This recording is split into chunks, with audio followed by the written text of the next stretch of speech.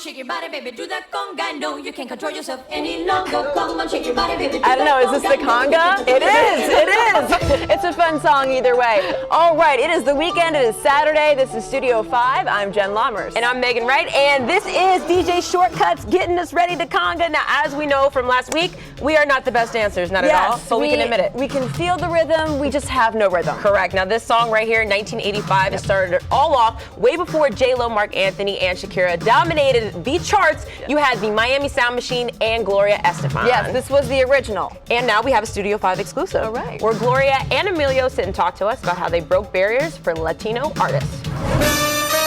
Shake your body, baby, do that conga. No, you can't control yourself any longer. Some say you can divide pop music into two eras.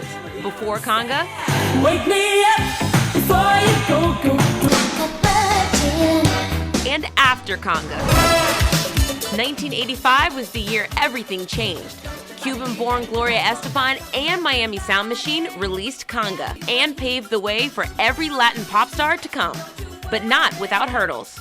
It's hard to think of it as obstacles because we had such a great time, and when I joined the band, it was for fun. I took care of my dad during high school. I didn't have a social life to speak of, and music was my escape. It's what got me through the toughest moments of my life.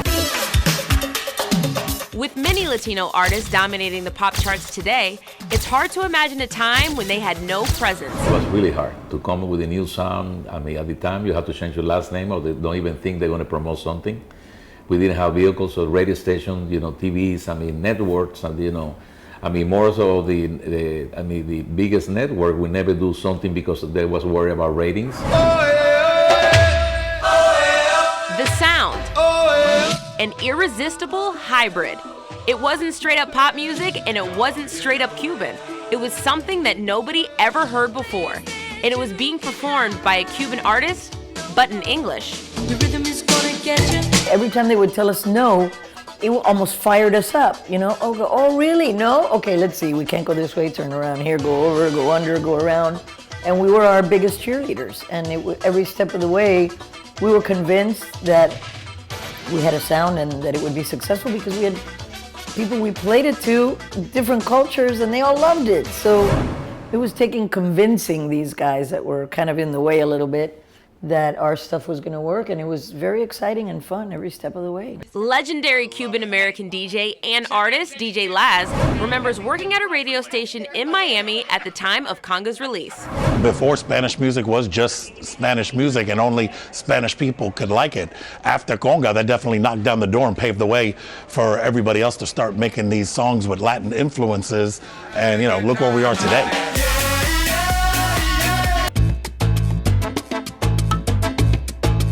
You hear a little bit of Miami Sound Machine and all the artists that have come out today, the J-Los, the Mark Anthonys, the Pitbulls.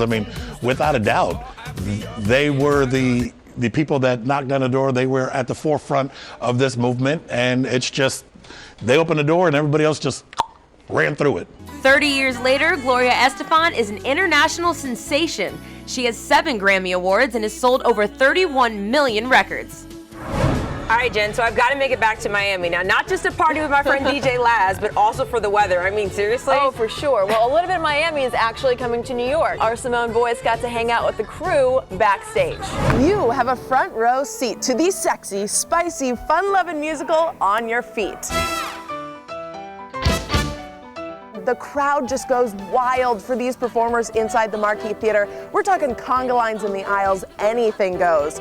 We're gonna have a little dance party of our own with the cast and leading lady, Ana Villafañe, who plays Gloria to a T. Get on your feet. I never would have thought, at least, that this role would come along, that being on Broadway would come along, so it's kind of like a fairy tale. I'm sitting there watching the show, and of course, your hair, your face, your body, the way you move, and your voice. You sound so much like Gloria. When I knew I was going to audition, I immersed myself not only in the original records, but in performance videos. Mm-hmm. So there's so much footage on her, and she's such an icon that I've been able to really do my homework and really study this woman.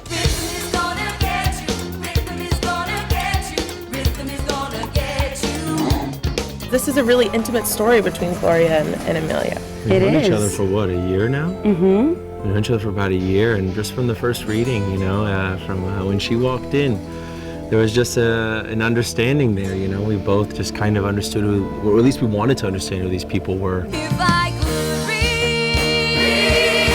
reach higher. You actually went to the same high school as Gloria. I did, yes. I know exactly where she comes from. I understand that already. What's the most valuable insight that she or Emilio gave you as you guys were developing this show? They've given me a lot of insights. Emilio is always very adamant about enjoying it. He'll be like, you gotta enjoy it, baby. This only happened once, baby. You gotta enjoy yourself. This is your time. And that's what he tells me over and over and over. And then from Gloria, I mean, there's a lot. Every day, you know, I'll text her and I'll just be like, oh, you know, did you ever feel like you were going crazy? And like, you know, where all of my energy is going to this one thing and then other things are disappearing. And like, and she helps me kind of stay grounded. Come on, shake your body, baby, to that conga. No, you can't control yourself any longer. Feel the rhythm of the music getting stronger. Don't you fight it to each other, do that conga beat. Anna, tell us where we're going right now. All right, we are going up to the 4th floor here at the Marquee Theater on your feet to have some Cuban coffee, which is our pre-show ritual in the boys' dressing room. So I hope the boys are ready for this. All right, Guajiro!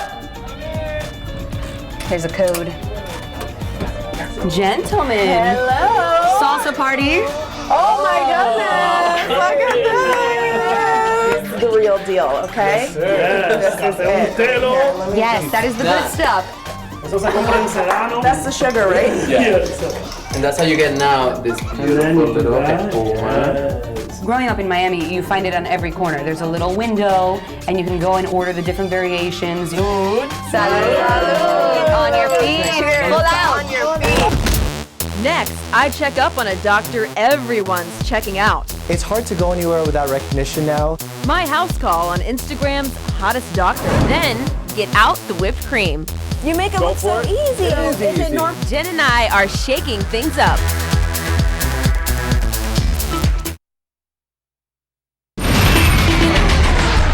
Welcome back to Studio 5. I'm Megan Wright. And I'm Jen Lammers. We have DJ Shortkutz here. Now, the name Shortkutz, does that have anything to do with your barber past? I mean, yes, I started both at the same time. I started DJing and barbering at the same time.